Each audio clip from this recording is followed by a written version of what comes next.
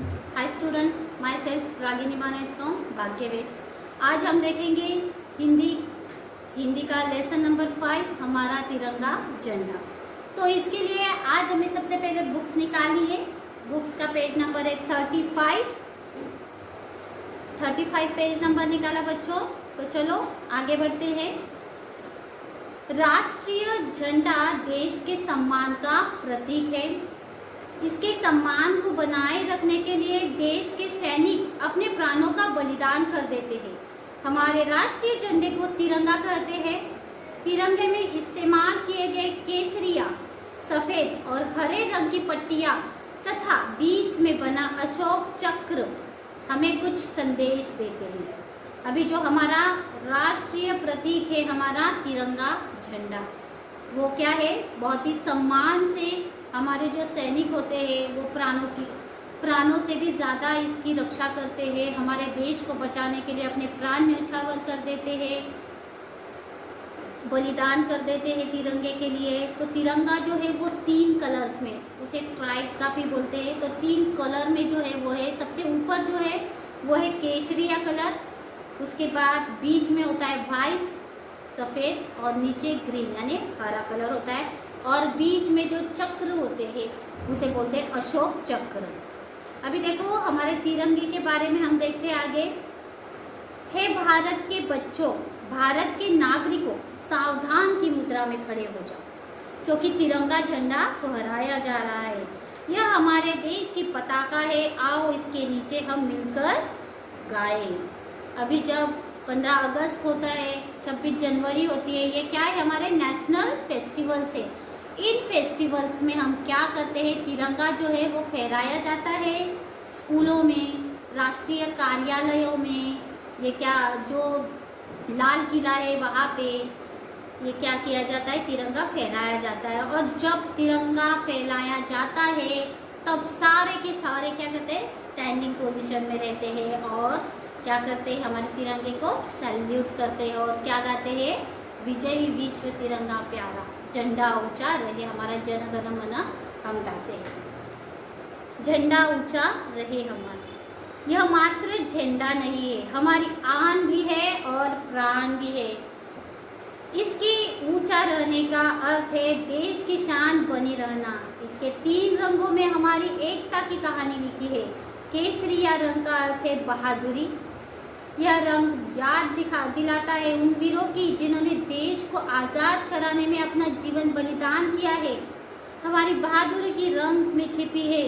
आओ हम सब इस झंडे के नीचे एकजुट होकर प्रतिज्ञा करें कि हम बहादुर बनेंगे। अभी जो केसरी तिरंगा है, तिरंगा हमें प्राणों से भी ज़्यादा प्यारा होना चाहिए, क्योंकि जिस भूमि में हमने जन्म लिया है वो भी हमारी माता है। हमारी मम्मी ही हमारी माता, नहीं तो हमने जिस भूमि में जन्म लिया है उसकी भी रक्षा करना हमारा कर्तव्य है और उसके प्रति आदर भी हमें रखना चाहिए। जैसे हम हमारी मम्मी का आदर करते हैं वैसे ही हमारे मातृभूमि का भी हमें क्या करना है? आदर करना है और तिरंगे की शान बढ़ाते हुए रहना है। तो तिरंगे में सबसे ऊपर जो होता है केसरी कलर होता है, तो उसका मीनिंग जो है वो है बहादुरी यानी शौर्य। हम भी शौर्य से इसकी रक्षा करेंगे। एकजुट रह के हम प्रतिज्ञा करते हैं कि ये जो रंग है, जो हमारे जवान है जो सरहद पे अपना खून बहाते हैं और हमारे तिरंगे की रक्षा करते हैं, हमारा देश सेफ रहे, हमारे देशवासी सेफ रहे, इसीलिए वो वहाँ पे क्या करते हैं? खून बहाते हैं, लड़ाई करते हैं दूसरे लोगों के साथ और बलिदान भी देते हैं। तो उनका खून बहाने का मतलब ही क्या है? ये केसरी कलर है। तो उसके ही प्रतिज्ञा करते हैं हम कि ये बहादुरी का जो रंग है ऐसे ही ऊंचा रहे। तीसरे तिरंगे झंडे में दूसरा जो कलर है वो है सफ़ेद, यानी हम विचारों की पवित्रता, कभी भी विचार कैसे होने चाहिए? पवित्र होने चाहिए, प्रकट करता है। इस रंग में महात्मा बुद्ध की करुणा दिखाई देती है, गांधी जी की अहिंसा मुस्कुराती है। आओ हम दुश्मनों को भी प्यार से मित्र बना लें और इस झंडे के नीचे खड़े होकर विश्व में शांति लाने का प्रण लें। सफ़ेद यानी शांति, करुणा, इसका ये प्रतीक है। शांति से हम इस देश में एकजुट के रहे। कोई मुस्लिम नहीं है, कोई हिंदू नहीं है, सब क्या है, भारतीय है। ऐसे हम इस देश में रहना चाहिए। झंडे के हरे रंग का अर्थ है हरियाली और खुशहाली। यह हरा रंग भारत के खेत में बिखरता है, हर मैदान में बिखराई देता है।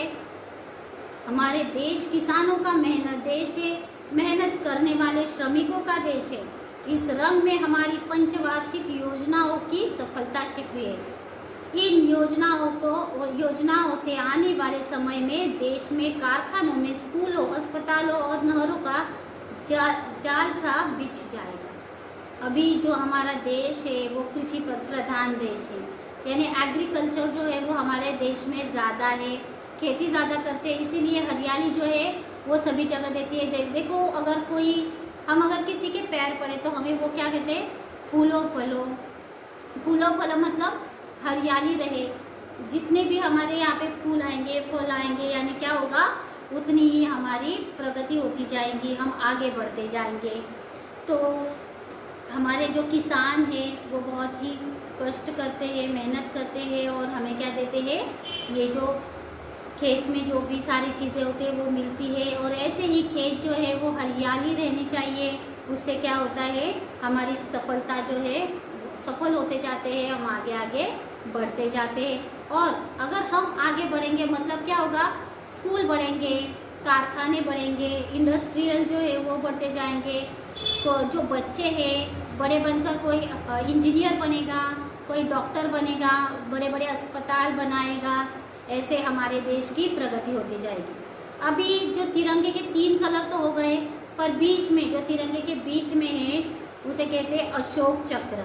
इसके बीच में जो लाइंस होते हैं वो 24 लाइंस है, 24 तीलियाँ होती है, जो पूरे दिन के 24 बहुमूल्य घंटों की सूचक है। जो दिन में 24 घंटे रहते हैं, दिन के 12 और रात के 12, ये दोनों मिलके 24 घंटे जो है वो हमें ये जो अशोक चक्र है उससे दिखाई देते हैं। यह चक्र गति तथा प्रगति का प्रतीक है। गति जीवन है। सफ़ेद पट्टी के बीचों बीच बना यह चक्र शांति के लिए परिवर्तन लाने की शिक्षा भी देता है। अभी जो ये अशोक चक्र है उसका कलर कौन सा है, ब्लू यानी क्या, शांति का कलर है ये। और उसमें बनी हुई 24 जो लाइन्स है यानी तीलियाँ जो है वो हमें सूचित करती है कि 24 घंटे यानी 24 घंटे हमें सतर्क रहना चाहिए और हमें हमारी प्रगति का ही विचार करना चाहिए और अच्छे लोग बनने चाहिए। शांति से हमें क्या करना है, विश्व को जीत लेना है।